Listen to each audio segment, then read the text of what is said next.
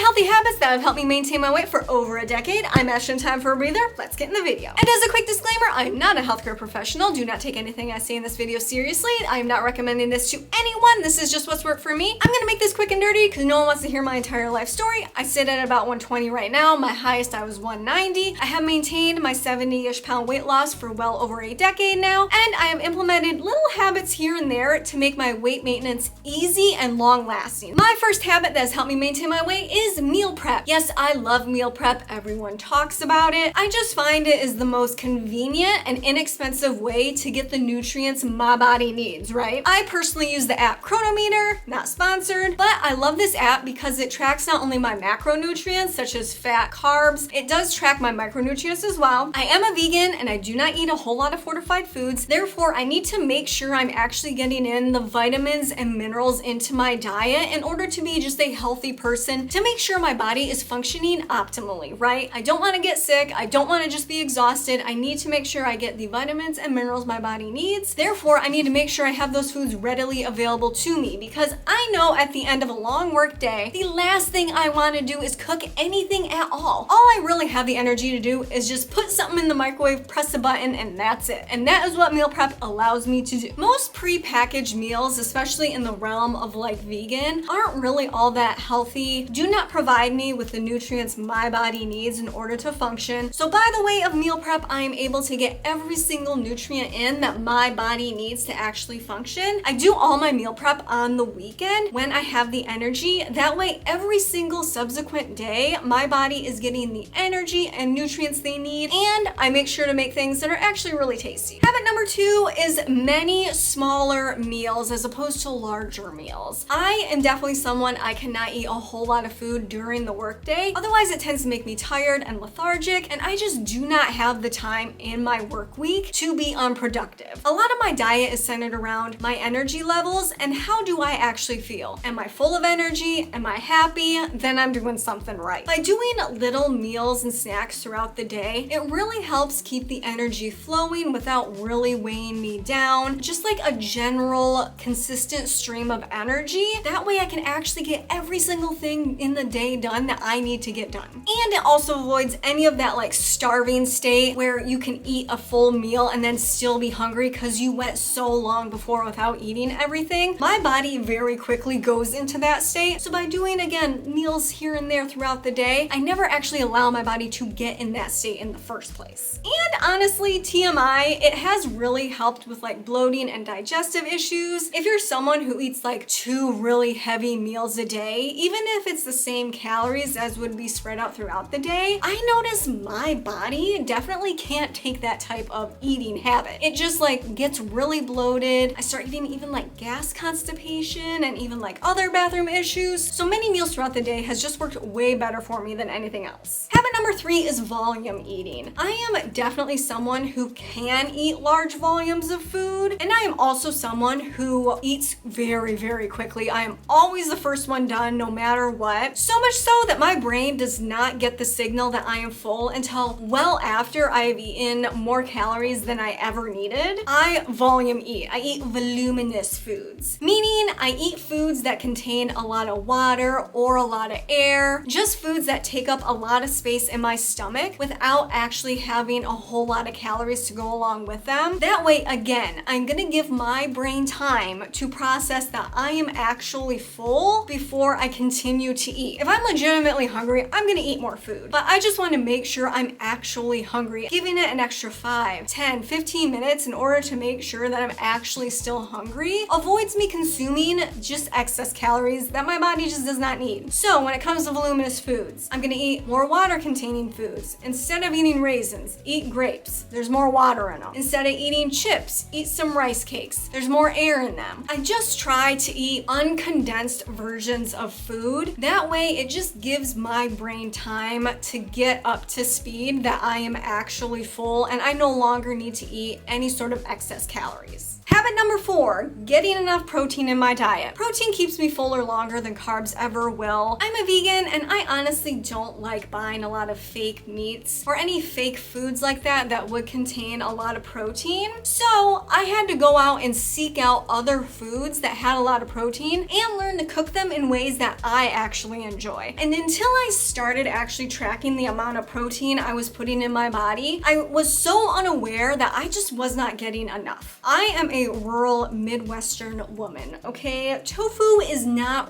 really what I grew up eating. I had to learn to cook it in a way that was actually good to me. I really think people have just like overblown their despise of tofu for some reason, probably because they had like one thing one time that they didn't like. There are many different types of tofu, and honestly, it really doesn't taste like anything. So anything you put on it or marinate it in, it will taste like. Believe me, it is not as scary or unflavorful as everyone makes it out to be, and it's also way cheaper than most meats out there anyway. If I'm more looking at my sweet stuff, there are a plethora of sweet vegan protein powders out there. Any flavor you want, really. Chocolate's my favorite, so I've found it really easy just throwing in a scoop of protein powder into my overnight oats that I eat basically every single day because it's, again, really easy and cheap to do. It's just easy to get extra protein in my day, and since I'm eating them a little bit throughout the day, it really helps keep me full throughout the day, even if I want a dish with more grains in it. Instead of adding rice, or at least adding a full cup of rice, I'll add a half a cup of rice and a half a cup of quinoa, because quinoa has a lot of protein in it. Just those little swaps here and there really add up throughout the day. Have those things on hand, those add-ins that can add just a little bit of protein here and there, or a lot of protein here and there. Make sure my body gets the appropriate amount of protein, keeps me full. If you love this video, then please show me some love by clicking that subscribe button. Not only does it make sure you get more of the content you enjoy, it does help keep my dream alive. It takes a lot of time and effort to bring you a video every single week. So thank you so much for your support. Back to the video. Next, getting enough fiber in my diet. A few years ago, I actually went way too far in that I was eating close to like 100 grams of fiber a day. It was like a lot. For a few years, my body acted like there was nothing wrong until one day there was something really wrong. To which then I backpedaled and kind of got rid of like most fibers from my diet. I started noticing I would just be so ravenous because I've eaten something just like with a ton of fat or a ton of carbs without any fiber. Fiber keeps me full. So I need to make sure that, again, I'm including fiber throughout my day. And I'm not talking about adding huge amounts of fiber in or taking like Metamucil or something. I'm talking about some swaps here and there. Instead of putting a large amount of oil on my salad, maybe I'll swap a little bit out for some nuts or sunflower seeds because there's like a few grams of fiber in there. If I want a sandwich, swap it out for whole wheat bread. Generally, you're just gonna get 1 more gram of fiber, but if it's the same price and I'm getting just a little bit of extra fiber, if I'm really craving some potato chips one day, maybe I'll have them one day and then the next day I'll swap them out for some roast potatoes. Just a little bit of extra fiber here and there keeps me full and keeps me regular. Harder to eat foods. If a food is super easy to eat, I am going to overconsume that food because, again, my mind needs time to process the fact that I have eaten enough in order to avoid eating excess calories. Instead of having a full bag of pre-popped popcorn, I have my kernels, my oil, my salt, and my weird microwave popcorn popper. It takes, I think, 3 minutes to pop a bag of popcorn, and it's just gonna make sure that if I want a second round of that, I have to go back and actually make it. Sometimes I will eat just out of boredom, or if I'm eating from the TV, if those foods are readily available and easy to eat, I'm gonna overconsume them. Just a little bit of time to know if I'm actually full and I want the second round of that food, right? Even if I want to eat something a little bit more unhealthy, like some chips or something, I'll go buy the multi-packs, like the single portion packs, and then I'll take one with me, go sit on the couch, eat it. If I want to get up and get another one, then that's fine if I'm really that hungry and still even like emotionally hungry for something, because that is important as well. If I want a second bag, that's fine, but I have to get up and go get it. I didn't just bring a huge bag with me to the couch to begin with, because it's too easy to eat those excess calories that I don't need. I'm not emotionally hungry for them. I'm not physically hungry for them. So what do I really need them for? making sure just to have versions of foods that take like even a little bit of time to prepare before I can eat them, or taking time to go get a second helping if I want it, just really gives my body, my mind a little bit of time to realize that I'm not actually hungry for them anymore anyway. Up next, calorie counting. I know this is a controversial one. For me, however, I find it really helpful. I do not strictly stick to this calorie counting. I more do it because I have kind of like what I would call doomsday anxiety, where my mind will overblow things to the extreme. And prior to calorie counting, I would be on a diet, and one day I would really need that ice cream, or I would really need those chips, and I would go eat a couple handfuls of chips. And in my mind, because of my anxiety, I would literally think and work up myself into thinking that I just ate an extra 2,000 calories, an extra 3,000 calories, and oh my God, my diet is just blown. What's the point of doing it anymore? I might as well just go eat the whole bag. That type of anxiety really held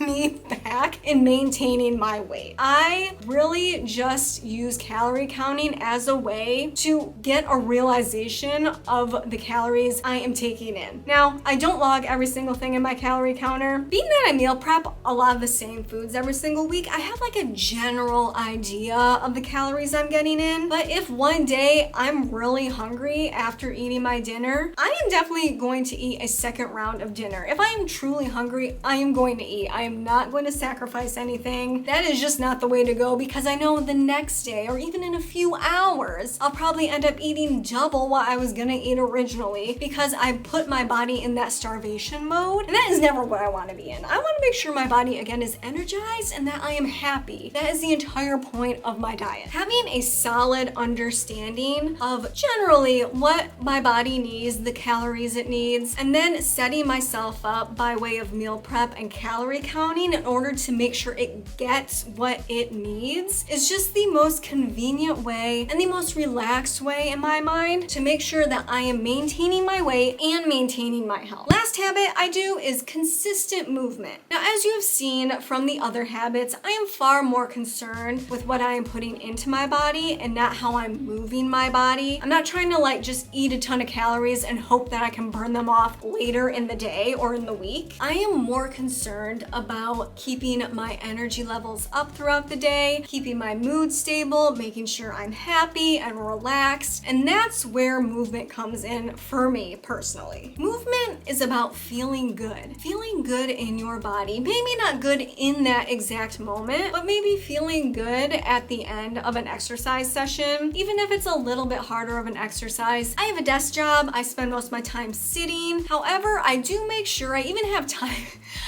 timers set up on my computer to go off every 30 minutes to remind me to just get up, stand up. If that's all I can do is just stand up and still continue to work at my computer screen, because luckily I do have a standing desk, then just stand up. 5 minutes every 30 minutes. Honestly, most of the time, because I work in a multi-level building, I'll step away from my desk, go up and down the stairs. We have 5 flights of stairs, go up and down them once, go back to my desk. Small amounts of movement that will add up throughout the day, but also make sure I'm keeping my energy levels up. Movement is about feeling good, okay? That is what I view movement as. Whether that's in a hardcore session, whether that's in just like a walk around the park. I'm not gonna go out and do some like triathlon. I personally do not feel good after doing any of that strenuous exercise. I'm gonna be honest. Along with doing just like these little consistent movements throughout my work day, I also make sure to go to the gym twice a week. And again, I'm not doing super strenuous exercise. I do 10 minutes of kind of like a yoga stretching, and then I'll do 20 minutes of like a moderate intense cardio, and that's it. That's literally all I'm doing. Little movements throughout the day and then my 2 days a week, and I feel so good. My subconscious lizard brain knows if I have been sitting in front of the TV for like over an hour, my body is like itching to get up and get moving, even if that's just like grabbing another glass of water. Like my body itself, my lizard brain has gotten into such a habit of just like consistently moving that if I am sitting for too long, hunched over my computer for too long, it knows. Just a little consistent movement throughout the day helps me out, my energy, and of course my mood. So those are the 8 habits that have helped me maintain my weight for over a decade. I definitely know in the coming decade, I again will have to incorporate different habits, do little tweaks here and there, but at the end of the day, my ultimate goal is always for my energy, for my mood, for my overall healthiness, not to get like an Instagram body. That's not what I'm looking for these days. I am just looking to be a happy, generally healthy human. And through these habits, I've definitely got there and I am so grateful. Thanks for hanging out with me today, guys. If you want to see another one of my videos, then just click the link here and I'll catch you next time. Bye.